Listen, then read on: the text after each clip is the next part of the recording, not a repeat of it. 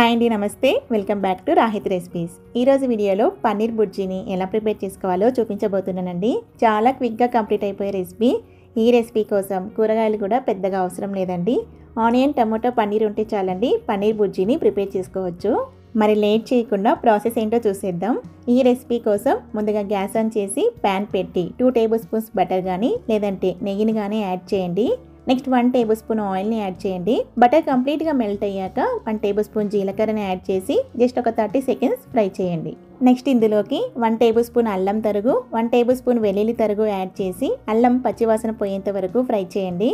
Next ఇందులోకి 2 medium size ఉల్లిపాయల తరుగును add చేసి ఉల్లిపాయలు పచ్చివాసన పోయేంత వరకు వేయించండి.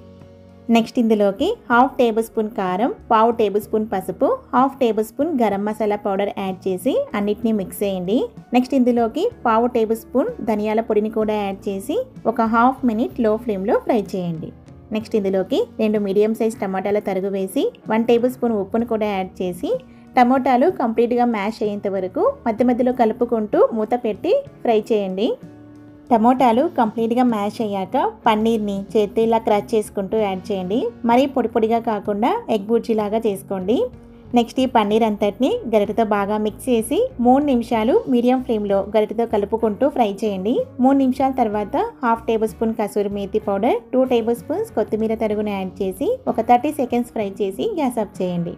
నెక్స్ట్ ఒక సర్వింగ్ బౌల్లోకి సర్వ్ చేసుకోండి. అంతే అండి, పన్నీర్ బుర్జీ రెడీ. చపాతీలోకి చాలా బెస్ట్ కాంబినేషన్ అండి. ఈ స్టైల్లో మీరు పన్నీర్ బుర్జీని ప్రిపేర్ చేశారంటే పన్నీర్ అంటే ఇష్టపడిన వాళ్ళు కూడా చాలా ఇష్టంగా తింటారు. అంత టేస్టీగా ఉంటుంది.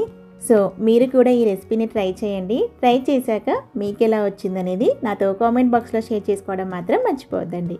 ఈ వీడియో కనుక మీకు నచ్చినట్లయితే లైక్ చేయండి, సబ్స్క్రైబ్ చేయండి, అలాగే మీ ఫ్రెండ్స్కి, రిలేటివ్స్కి కూడా షేర్ చేయండి. Thank you for watching.